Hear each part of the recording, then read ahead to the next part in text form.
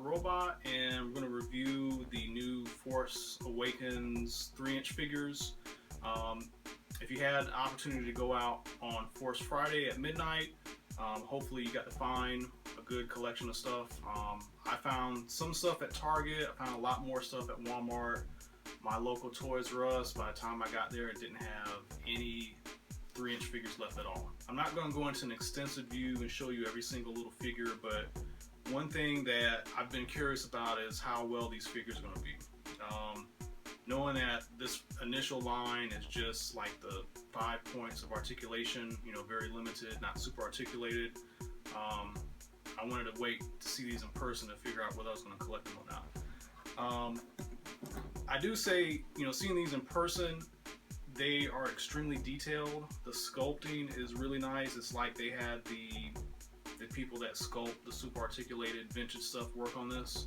So even though they don't have like multiple hip joints and elbow joints and all that other stuff, they look really, really good.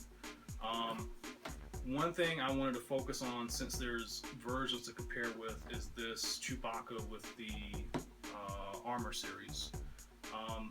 The armor is kind of cool, but I didn't get this for the armor. I really got it to have this presentation of Chewbacca, and I just wanted to show everybody some comparisons here so that you know kind of what you're getting into. So here we've got a 5-point of articulation Chewbacca from the 2-pack that came out about a year ago. I thought it was kind of cool. I mean, I'm an older collector, so I remember the old Star Wars figures.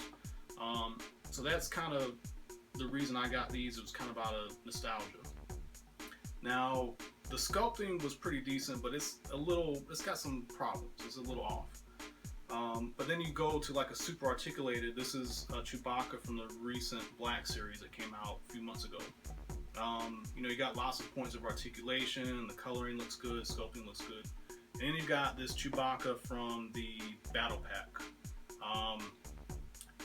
He's kind of like a nice in-between. He's not like he doesn't have super articulation, but the sculpting is really, really, really nice on him. They even, I don't know if it's because of the armor, but his bandolier is removable, which helps add some depth to it just being kind of sculpted into the plastic. And the colors they use, you know, there's lots of coloring going on, so you know, it doesn't feel like it's just like a cheap figure. It actually feels like it's, you know, a pretty nice figure worth the money. When you look at some of these other guys, like especially the Finn and the Rey, they're very similar. Like, I know it's hard to see from the camera, but the inside, like the legs are painted. You know, it's not like where they cut corners and just painted the outside. Everything is very well painted, very well detailed. So that's pretty much it. If you're waiting for super articulated versions, they're on the way. They've already been reported. If you haven't heard about it, Walmart's going to be the exclusive retailer for the Black Series 3-inch. But I can't imagine that they're going to do all the figures from the movie. So you might want to pick up some of the more obscure characters from the basic line, and then know that like the main heroes and the main villains will probably eventually be made in super articulated forms in the Black Series. So if you haven't done so, highly recommend you go out, pick them up, pick the characters you like, and you won't be disappointed. So that's it for our review, and thank you for watching Hip Hop Robot, and we've got some more coming up.